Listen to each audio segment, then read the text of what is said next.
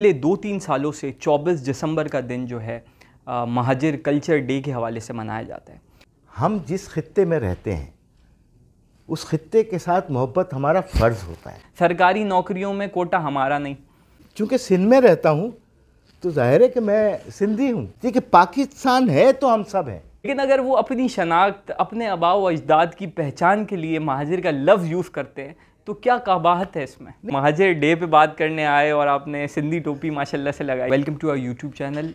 पिछले 2-3 सालों से 24 दिसंबर का दिन जो है महाजिर कल्चर डे के हवाले से मनाया जाता है। पाकिस्तान में बहुत सारी कौमियतें आबाद हैं। महाजिर सिंधी, पंजाबी, बलोची, पख्तून, सराइकी, बल्तिस्तानी, इसी तरीके से महाजिर भी एक कौम है। लेकिन ये वो कौम है कि जब पार्टीशन हुआ और बड़ी कुर्बानियाँ और एक बड़ी लंबी फ़हरिस्त इनकी कुर्बानियों की, और जब से लेके आज तक काफ़ी नशेब व फराज से गुज़र के यहाँ पहुँचे, और उसके बाद से इनकी अब से तीसरी नस्ल जो है वो इस पाकिस्तान में आबाद है। तो इसी सिलसिले में जमात इस्लामी के मरकज़ में हम मौजूद हैं और हमारे साथ जनाब नजीब अयूबी साहब मौजूद हैं। इनसे हम जो है वो इस टॉपिक पे बात करेंगे और एक कल्चर डे के हवाले से बात करेंगे। अमूमन जमात इस्लामी जो है वो कल्चर डे मनाती नहीं है, लेकिन फिर भी जो है वो एक पॉलिटिकली एस्पेक्ट से इस पे बात करेंगे। अस्सलाम वालेकुम सर। वालेकुम सलाम। सर कैसे मिजाज हैं आपके? अल्हम्दुलिल्लाह। सर महाजिर डे पे बात करने आए और आपने सिंधी टोपी माशाल्लाह से लगाई। देखिए, आज मैंने भी डे मनाया। आज हमारे ऑफिस में प्रोग्राम था कल्चरल डे का, और लेकिन वो पर्टिकुलर ज़ाहिर है महाजिर के नाम से नहीं होता, वो नेशनल लेवल का कल्चर। तो मैं चूँकि सिंध में रहता हूँ तो जाहिर है कि मैं सिंधी हूँ, तो इसलिए मैंने ये टोपी का इंतखाब किया। और चूँकि मैं तो सिंध में रहता हूँ, सिंधी हूँ, मेरे वालिदैन वो महाजिर थे, और इसलिए मैंने वास्केट और कौमी लिबास जो है वो मैंने रेबतन किया। तो ये बस इस हद तक तो सकाफ़त अच्छी है।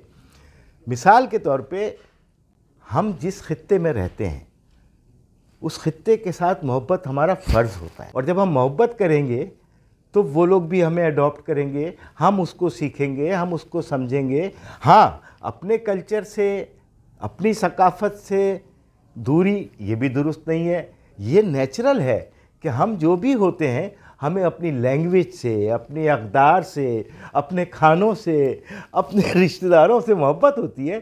तो जमात इस्लामी ने कभी इसकी मुखालफत नहीं की है।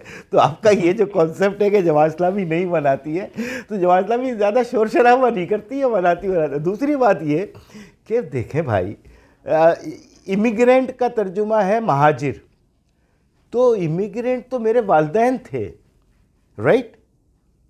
तो वो इमिग्रेंट थे, मैं तो इमिग्रेंट नहीं हूँ। मैं तो इसी धरती का, सिंध धरती का और कराची शहर की पैदाइश है। तो ना मुझे सिंधियों से कोई मुश्किल है, ना मुझे महाजिरों से कोई वो। तो इस तरीके से मिलजुल के मेरा दिमाग सिंधी है तो मेरा जिस्म महाजिर है। अगर इस मोहब्बत के फ़लसफ़े को लेके चले तो कोई फड्डा फसाद हो ही ना। दूसरी बात जो बड़ी अहम बात है वो ये है कि देखिए, हिजरत तो पंजाबियों ने भी बहुत की है। यानी पूरा मशरक़ी पंजाब मगरबी पंजाब में आ गया, जो वहाँ के पंजाबी मुसलमान थे, और यहाँ के जो सरदार जी और सिख थे वो मगरबी पंजाब से जो है उस तरफ चले गए। लेकिन उधर जाने वालों ने अपने आप को महाजिर नहीं कहा, और वहाँ से आने वाले हमारे पंजाबी दोस्तों ने अपने आप को महाजिर नहीं कहा। वो उस ज़मीन पे मिल गए।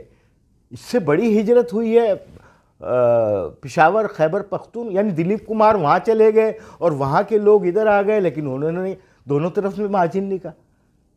तो इमिग्रेशन एक जुज़ वक्ती पार्ट होता है कि जिस वक्त एक बॉर्डर से दूसरी बॉर्डर आप क्रॉस कर रहे होते किसी भी रीज़न से, वो ज़मीन आप पे तंग कर दी जाती है, इस वजह से भी आप अपनी माशी बेहतरी के लिए और बेहतर रोज़गार के लिए जाते हैं। ये सारी चीज़ें इमिग्रेशन है। लेकिन इसके नतीजे में लोग लेबल नहीं लगा लेते ज़िंदगी भर का। तो प्रॉब्लम ये सियासी लोगों की है कि उन्होंने अपने ऊपर ज़िंदगी भर का एक लेबल लगा लिया और उसके बाद उस बुनियाद के ऊपर आपस में लड़ रहे हैं, झगड़ रहे हैं। मेरी तो कभी किसी सिंधी से कोई लड़ाई नहीं हुई, इसलिए कि जितनी मोहब्बत से वो उर्दू बोलता है, मैं उतनी मोहब्बत से सिंधी बोलने की कोशिश करता हूँ। फिर जब भी पा लेते हैं कहते यार तू मेरे साथ रह तो सीख लोगे। तो मोहब्बत के साथ अगर इस बात को आमादा हो जाए समझने पे कि एक वक्ती फेज़ था जिसमें हमारे वालिदैन ने, हमारे फोर फादर्स ने हिजरत की और उसके बाद जिस जगह पे हम आ गए, अब उस जगह के ऊपर वहाँ के हिसाब से हमने रहना है, लेकिन अपने कल्चर को ना छोड़ें। हमने इसको तो नहीं छोड़ा ना, हमने इसको भी नहीं छोड़ा, अपनी बोली को भी नहीं छोड़ा, अपनी ज़बान को भी नहीं छोड़ा, अपने खानों को भी नहीं छोड़ा। हुजूर सल्लल्लाहु अलैहि वसल्लम ने कहा था कि इल्म हासिल करने के लिए आपको चीन भी जाना पड़े तो जाए। ये क्या कह रहे हैं? ये कह रहे हैं कि अच्छी चीज़ सीखने के लिए आपको जहाँ जाना है वहाँ जाएं। लिहाजा आप जिस खित्ते में रहते हैं वहाँ से इंस्पायर होना, वहाँ से मुतासिर होना, वहाँ की अच्छी चीज़ों को अडॉप्ट करना, ये करना चाहिए। हाँ, तासुब अगर बढ़ता जाए, लड़ाई झगड़ा इस बुनियाद पे पैदा किया जाए तो हम भी परेशान, हमारी आने वाली नस्लें भी परेशान। अब ज़रा माजी में चले जाइए, गुज़िश्ता 35 साल में जो कराची के अंदर मारकुटाई हुई है वो इसी असबियत के नतीजे में तो हुई ना। तो अगर उस वक्त हमारे रहनुमा ठंडे दिल से सोचते और ये बाहम लड़ाने की सियासत ना करते तो आज हमारे बच्चे कहाँ हो। आज हमारे बच्चे पिज़्ज़ा सप्लाई कर रहे हैं, आज हमारे बच्चे वो रिक्शे चला रहे हैं, आज हमारे बच्चे कुछ और काम कर रहे हैं, नौकरियों के दरवाजे बंद हो चुके हैं। और ये उर्दू बोलने वालों के साथ नहीं हो रहा। सिंध का जो हारी है, सिंध का जो सिंधी है, वो भी उतना ही मजलूम है जितने हम लोग यहाँ कराची के लोग मजलूम।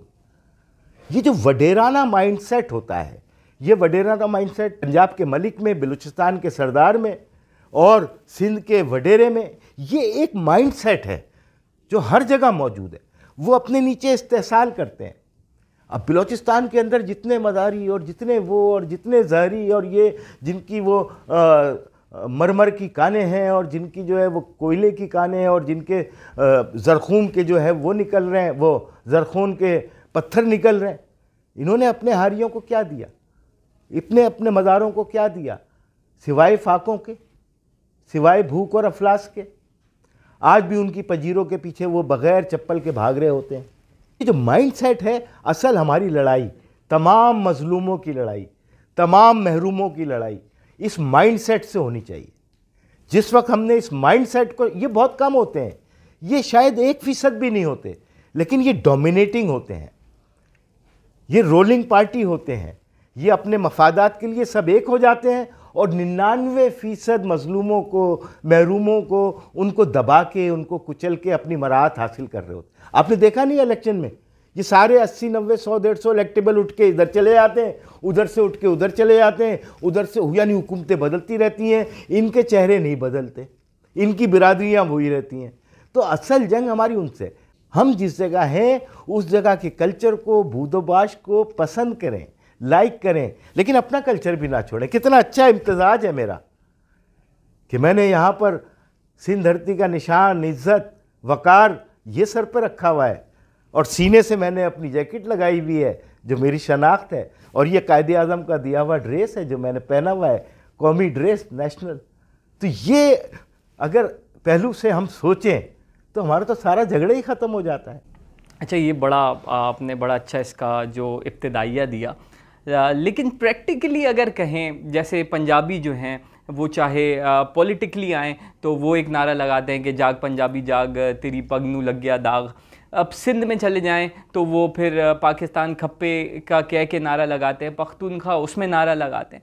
तो अगर जब महाजिर का नारा लगाते हैं तो क्यों लोग जो है वो इस तरीके की बातें करके उनको इस कौमी धारे में तो हैं, लेकिन अगर वो अपनी शनाख्त, अपने आबाओ अजदाद की पहचान के लिए महाजिर का लफ्ज़ यूज़ करते हैं तो क्या कबाहत है इसमें? नहीं, देखिए कबाहत तो देखिए सोच के एंगल की बात कर रहा हूँ। अब लॉजिकली आप बताइए ना कि आप कब तक महाजिर रहेंगे? एक नस्ल, दूसरी नस्ल, तीसरी नस्ल, अब चौथी नस्ल आ रही, आप भी महाजिर नहीं है। अगर हम लॉजिकली देखें, आप भी यहीं पैदा हुए हैं, मैं भी यहीं पैदा हुआ हूँ, लेकिन लेबल मैंने महाजिर का लगाया हुआ है। मेरे फोर फादर्स महाजिर थे, इमिग्रेंट थे, हिजरत करके आए थे, लेकिन उसके बाद उन्होंने सब कुछ इस धरती के लिए किया है भाई। सारी नौकरी उन्होंने पाकिस्तान के लिए की है, अपना खून, अपना पसीना सब पाकिस्तान के लिए वक्फ किया है, लेकिन मैंने लेबल, तो ये ज़्यादती है कि नहीं है? मैं कहता हूँ आप महाजिर रहें, आप पठान रहें, आप सिंधी, बलोची, सराइकी और जो जो कुछ हैं वो रहें, लेकिन इन सबसे ऊपर पाकिस्तान को रखें। इसलिए कि पाकिस्तान है तो हम सब हैं।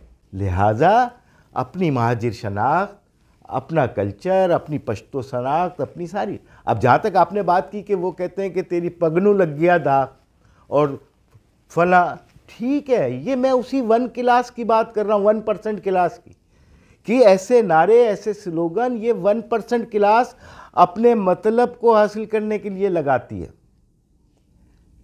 और वो 1% तो इस वक्त कोई लंदन में बैठा हुआ है, कोई साउथ अफ्रीका में बैठा हुआ है, कोई दुबई में बैठा हुआ है, ऐसा ही है ना।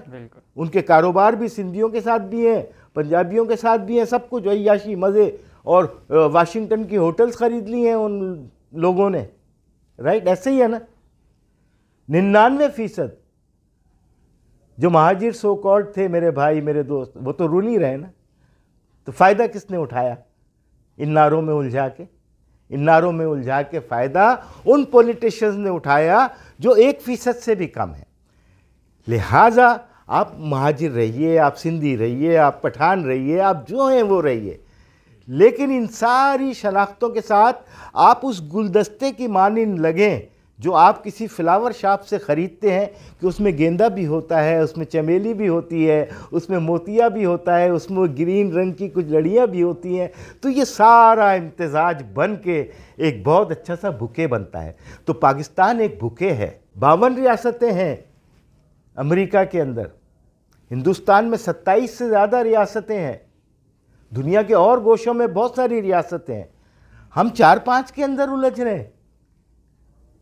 अगर हम 27 और 57 और 52 रियासतें भी हो जाएं और ये कॉन्सेप्ट क्लियर हो कि वी आर यूनाइट। कभी आपने अमेरिकन को देखा है वो ये बोल रहे हो कि I am a Californian, I am Washingtonian, और वे कहते हैं आप अमेरिकन, ऐसे ही है ना। वो कहता है हिंदुस्तानी, हम कहते हैं नहीं पंजाबी, नहीं पठान। यही वजह है कि हम पीछे रह गए हैं और पीछे ही रहेंगे अगर इस सोच के अंदर पड़े रहेंगे। हमें बड़ा सोचना है, आगे निकलना है, तरक्की याफ्ता कौमों की तरह चलना है, अपनी तमाम शनाख्तों को अपने साथ रखते हुए ऊपर जिस चीज़ को रखना है, मुकद्दम जिस, वो है नेशनलिज्म। अच्छा, आखिर में बिलाशुबा पाकिस्तान जो है वो सबसे ऊपर, और लेकिन अभी जो एहसास महरूमी इस कौम पे, मैं पर्टिकुलरली महाजिर की बात करूँगा, क्योंकि वो ये सारी बातें जो हैं ये प्रैक्टिकली कहने को बड़ी अच्छी लगती हैं, लेकिन जब आप रियलिटी पे आएँ तो वो फिर आपको बोलेंगे कि भाई कोटा सिस्टम का शिकार हम भी सिंधी है, कोटा सिस्टम का शिकार हम, सरकारी नौकरियों में कोटा हमारा नहीं, पुलिस में जितनी अभी ट्रैफिक पुलिस में भर्तियाँ हुई सब अंदरूनी सिंध से लोग आ गए कराची में।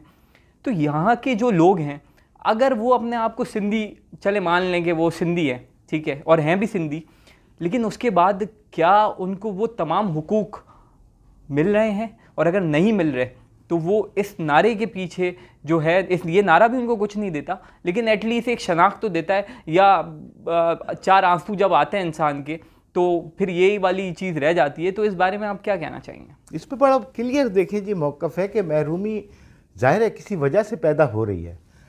मुस्तकिल आपने जब मेरिट का कत्लेआम करना शुरू करेंगे आप, और जो मेरिट के ऊपर डिज़र्व करने वाले बच्चे हैं उनको पीछे करेंगे, और जो नीचे के लोग हैं उनको उनके ऊपर ला के बिठाएँगे, या ये कि सरकारी नौकरियों में जो तकर्रुर के मामले होंगे, तो ये फ्रस्ट्रेशन पैदा करते हैं, ये बागियाना ख़यालात पैदा करते हैं, ये रियासत के ख़िलाफ़ जज्बात पैदा करते हैं।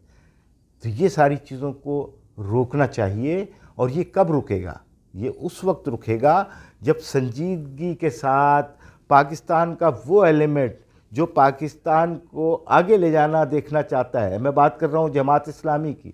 जमात इस्लामी सारे सूबों में मौजूद है, छोटे छोटे गांव देहात में मौजूद है, लेकिन हम बात कर रहे, हम लड़ाने की बात नहीं करते, हम फला नारा नहीं लगाते, हमारी पग को दाग नहीं लग रहा होता, हमारी लुंगी के ऊपर फला नहीं हो रहा होता, इसलिए कि हम एक बड़ी विजन के साथ चल रहे हैं। कराची के अंदर यही तमाम लोग बार बार इलेक्शन को भगा रहे थे, नहीं इलेक्शन नहीं हो सकते, हमारी टीम आ गई हुई है, हम आ गए हैं, हम नहीं कर सकते, सैलाब आया हुआ है, फला आया हुआ है। 4 दफ़ा इलेक्शन को मुल्तवी। हाफिज़ नईम ने सब कराची वालों को साथ मिलाया, एक ऐसी जद्दोजहद हुकूक दो कराची की शुरू की कि मजबूर कर दिया। सिर्फ हाफिज़ नईम उर रहमान कहते रहे कि हम तुम्हें भागने नहीं देंगे। हाई कोर्ट में पकड़ा, सुप्रीम कोर्ट में पकड़ा, इलेक्शन कमीशन में पकड़ा, हर जगह उनके रास्ते बंद किए। तो ये इतनी बड़ी मिसाल है कि अगर हम तमाम महरूम मुत्तहिद हो जाएं और जो लीडरशिप का फुकदान है, सही लीडर का इंतखाब करें, तो आप देखें कैसे हम इस कोटा सिस्टम को भी रिवर्ट बैक करवा देंगे। हम कराची की कौमी और सूबाई असम्बली की नशिस्तें भी क्यों बढ़वा देंगे कि सही मरदमशुमारी करेंगे कि 3.5 करोड़ से तो हम कम है ही नहीं। हमें 1 करोड़ 65 लाख गिन लिया। जब 1 करोड़ 65 लाख आपने गिन लिया तो उसके नतीजे कौमी की नशिस्तें भी कम हो गई, सूबाई की भी कम हो गई। तो जब ये कम हुई तो आपने सिंध से वडेरों को उठा के हमारे नुमाइंदे की हैसियत से मुंतखब कर लिया। तो जब सही लीडरशिप आएगी, दलाइल के साथ बात करेगी, तो तमाम हुकूक मिलना शुरू होंगे। हुकूक का फार्मूला यह है कि पहले मजलूम को उसका हक दो तो आपको खुद ब खुद आपका हक मिल जाएगा। तो जमात इस्लामी तो इस विजन पे बिलीव करती है और इंशाअल्लाह हम कोशिश करेंगे कि कोटा सिस्टम सही तरीके से काम करे और वही रेशो जो पढ़े लिखे का, जो मेरिट का होना चाहिए वो हो। इसी तरीके से मरदमशुमारी सही करवाएंगे और उसके नतीजे में कौमी और सूबाई असम्बलियों की नशिस्तें हमारी बढ़ेंगी, शहरी इलाकों की। तो सही मुंतखब लोग के तो फिर वज़ीर आला भी हमारा इंशाअल्लाह कराची से मुंतखब हो सकेगा। तो ये महरूमी तो सिर्फ जज्बाती नारों से दूर नहीं होगी, एक मजबूत प्लानिंग के साथ, एक बड़े विजन के साथ जब हम काम करेंगे, पॉजिटिव थिंकिंग के साथ काम करेंगे, नौजवानों को, यूथ को साथ मिला के काम करेंगे, तो डेफिनेटली ये चीज़ रुबा अमल हो जाएगी इंशाअल्लाह। आज हमने नजीब अयूबी साहब से महाजिर कल्चर डे पे बात करी, महाजरों के हवाले से बात करी। तो बस इस दुआ के साथ कि जो अब पाकिस्तान में मौजूद जितनी कौमें हैं वो तरक्की करते रहें और पाकिस्तान बिलखुसूस तरक्की करता रहे और यहाँ पे जितनी कौमियतें आबाद हैं, कोई भी कौम जो है वो कभी कोई महरूमी जो है वो फेस ना करे या महसूस ना करे। इन अशार के साथ मैं अपने प्रोग्राम का वाइंड अप करना चाहूँगा कि अगर तुम खोल ही बैठे हो ये सफ़ा शाम से पहले, मकाम सब्र से पहले, हदे इल्ज़ाम से पहले, कहानी ख़त्म ही करनी है अगर अंजाम से पहले, तो ये भी फ़ैसला कर लो कि मैं लिखूँ तो क्या लिखूँ तुम्हारे नाम से पहले। इजाज़त दीजिए, अल्लाह हाफ़िज़।